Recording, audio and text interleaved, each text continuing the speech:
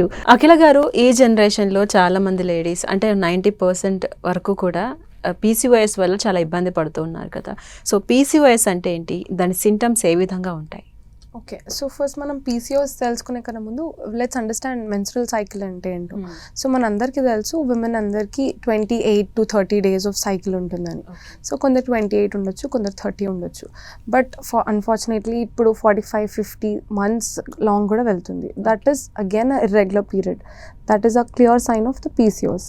So పీసీఓఎస్లో ఏమవుతుందంటే మనకి ఓవ్యులేషన్ ఫేజ్ ఏదైతే అవుతుందో మెన్స్ట్రల్ సైకిల్లో, ఓవ్యులేషన్ అవుతున్నందుకే సర్టన్ డే లాస్ట్ ఫేజ్లో మనకి బ్లీడింగ్ అన్నది అవుతుంది, పీరియడ్స్ రావడం. సో ఎప్పుడైతే ఈ ఓవ్యులేషన్ అవ్వట్లేదో అప్పుడు పీరియడ్స్ రాదు. పీరియడ్స్ రాకపోవడం కాక ఈస్ట్రోజన్ అనేది బాడీలో చాలా ఎక్స్ట్రీమ్గా ఇంక్రీజ్ అవుతూ ఉంటుంది. అలా ఇంక్రీజ్ అయినప్పుడు మనకి వచ్చే రెగ్యులర్ పీరియడ్స్లా రావు. చాలా డేస్ తీసుకొని ఓవ్యులేషన్ అవ్వక అసలు బ్లీడింగే అవ్వదు. సర్టన్ టైం ఈస్ట్రోజన్ ఎక్కువ అయిపోయి బాడీలో ఇంకా చాలు టాలరేట్ చేయడం అనుకున్నాక అది బ్లీడింగ్ స్టార్ట్ అవుతుంది. బట్ అగైన్ అది ఓవ్యులేషన్ వల్ల వచ్చిన బ్లీడింగ్ కాదు, జస్ట్ ఈస్ట్రోజన్ డామినెన్స్ వల్ల వచ్చిన బ్లీడింగ్. సో దానివల్ల infertility issues, hair fall, mood swings, anxiety, depression, sleeplessness, most importantly they will not fall a sleep in the night. దానివల్ల weight gain అవుతూ ఉంటారు. సో ఆల్ ఎట్ వన్స్ వాళ్ళకి attack చేస్తూనే ఉంటారు. ఇప్పుడు స్లీప్ రాకపోవడం వల్ల మూడ్ ఎంత డిస్టర్బ్డ్ ఉంటుంది. సో అలా స్లోగా అది డెవలప్ అవుతుంటుంది. దానివల్ల ఇన్ఫర్టిలిటీ వచ్చే ఛాన్సెస్ ఉంటుంది. ఈ సింటమ్స్ ఎలా ఉంటాయండి? అదే హెయిర్ ఫాల్ ఉంటుంది, స్లీప్లెస్నెస్ ఉంటుంది, టైర్డ్ ఫీల్ అవుతారు, ఫటీగ్ ఉంటుంది, బ్రెయిన్ ఫాగ్ ఉంటుంది కొందరిలో. If they are lacking the B12 also. They are multiple symptoms again, not just one, like I mentioned already. అసలు లైఫ్ స్టైల్ ఒక రీజన్ చెప్పొచ్చా ఈ పీసీఓఎస్ రావడానికి? ఎందుకు ప్రధాన కారణం ఏంటి, ఎందుకు వస్తుంది అందరిలో? ఇప్పుడున్నటువంటి జనరేషన్లో 90% లేడీస్లో చాలా తక్కువ వయసులో వచ్చేస్తుంది. Yeah true, 100%. Lifestyle is the ultimate reason. అంటే జీన్స్ ఒక పార్ట్ అయితే lifestyle is a true part, I will say.